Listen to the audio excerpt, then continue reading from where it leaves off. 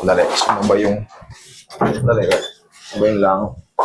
Nakakairita tayo pagka trabaho. About yung nararamdaman mo.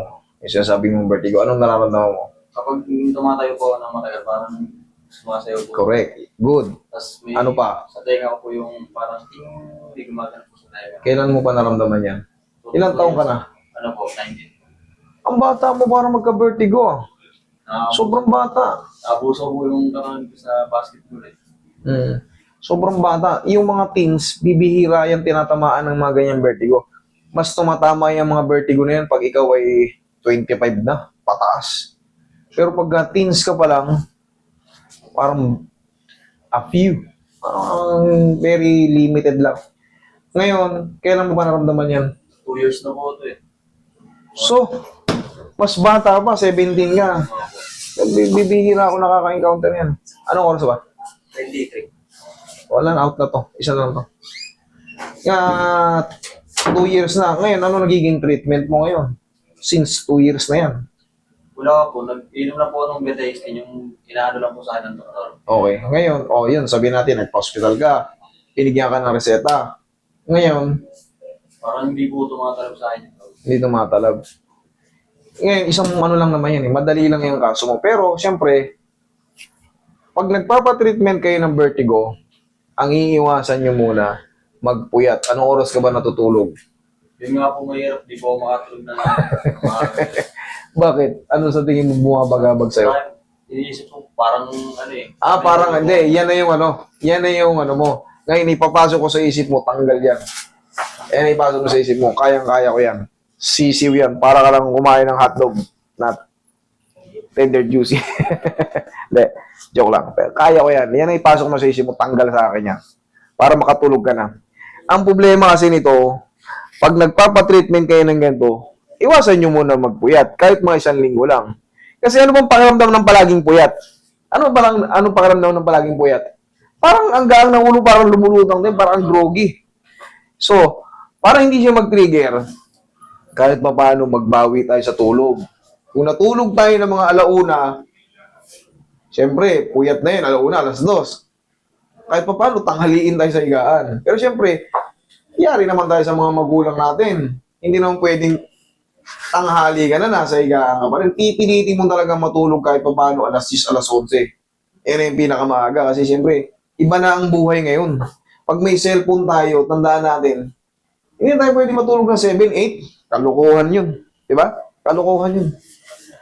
Katulad dito, teens pa to. Napakabata mo pa, idol. 2 taon ka na nagdudusa sa ganito. Pero yan, tatanda mo sa isip mo, kayang-kaya ko to. Sisiw lang to. Okay? Relax na. Ibabalik ko yung sigla ng ano mo. Paano ka makakapag-basketball kung nalulula ka sa pag-upo pa lang?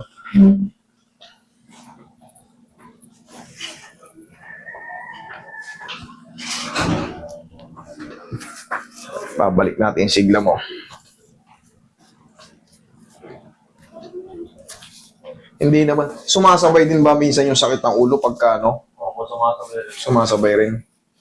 Nagsusuka ka rin ba? Hindi naman. Bihira po. Bihira. Sobrang lakas po ng ito. Oo, talagang kaakibat yun. Pagka ano na, sobrang lakas ng hilo. Tayo. Minsan nga, sunod-sunod yan. Halos ilang buwan tumatake. Higa kang patagilid. Pero sabi ko nga sa idol, kaya natin yan. Kaya ka siguro hindi nakakatulog dahil sa pag-iisip sa ganito. Paano kayo mawawala ito? 2 taon na. Babaklasin natin ang 1 bira yan.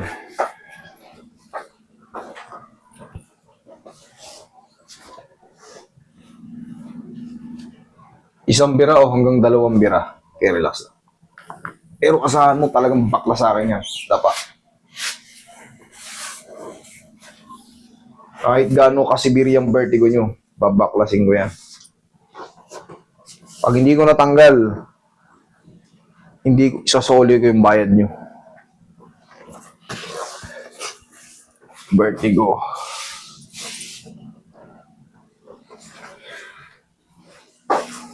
Kaya relax lang. Diyan ka lang mga idol.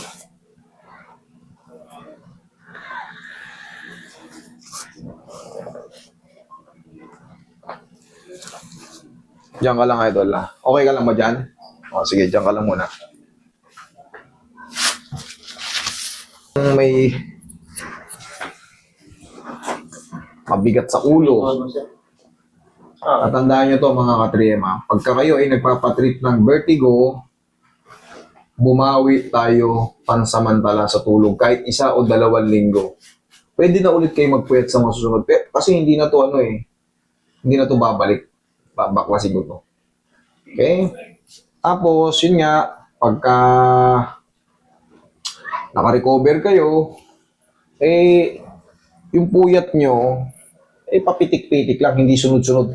Nakakabawas daw ng lifespan yung sobrang pagpupuyat araw-araw. Okay? Inhale, exhale, down. Tapos, ngayon uubra yung mo. Di ba may binigay sa yung gamot, si Doc. I-take mo yan kahit mga 2 o 3 beses na lang. Yun na yun, tapos na yun. Sa tulong ko, sa tulong ni Doc, baklas talagang total yan.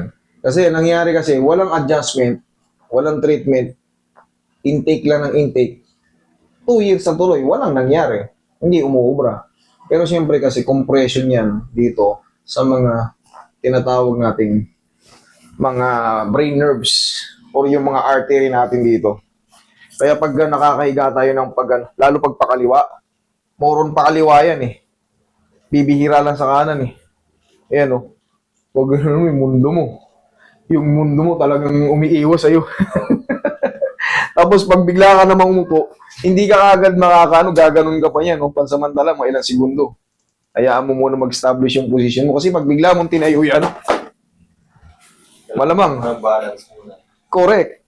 Okay? Tugma yung explanation ko sa nararamdaman niya siya, matagal na tayo nagaganto. Pero sabi ko kasi, bakla sa akin yan. Okay, upo ka.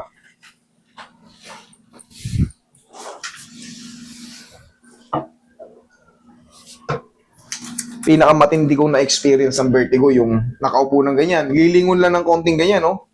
Ang lakas na ng hilo. Lilingon lang ng ganyan. Pero kinaya natin yun. Ang ginawa ko ron, 3 pitik yun. Hanggang sinundan ko pa siya ron sa Batangas. Pero awa ng Diyos, baklas talaga. May maintenance pa yun, 60,000 monthly. Turok. Pero wala pa rin. Ilang taon din. Sabi mo, kung di ka mayaman, monthly mo 60,000 sa single inject. Oh, paano na lang? Anong trabaho mo nun? Di wala nang kain-kain. Pero bibihira yung sumasahod ng 60,000 a month, ha? 2 manager ang katumbas nun. Dito, sa Pinas. 25,000 lang manager, eh. Abono ka pa 10,000. Wala ka pang kinain.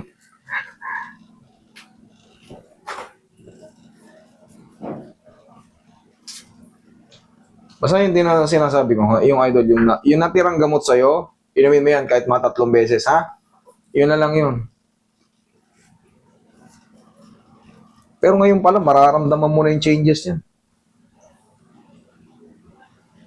Huwag ka lang muna maliligo. Kung maliligo ka mamayang gabi na, no? Bago matulog, maaga-aga pa naman eh. Mag-alas 12.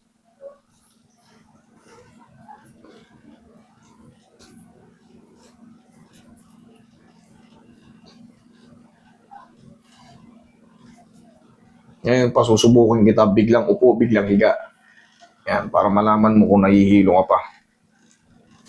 Wait lang, ha? Double check.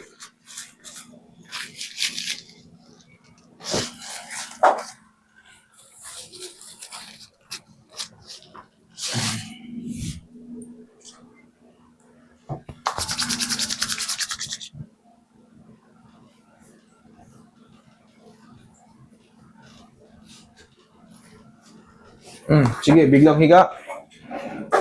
Oh, biling. Tingnan mo, magbibiling bang dyan ganyan. Alam mo naman sa sarili mo eh. O, tayo. Biglang upo. Oh. Thank you, Lord. Okay? Idol. Binilin ko sa'yo, yun lang. Bawas muna ng puyat. Yan lang ang sekreto dyan. Pag nagpuyat-puyat ka, babalik ka na naman dito. Okay? Sige, thank you.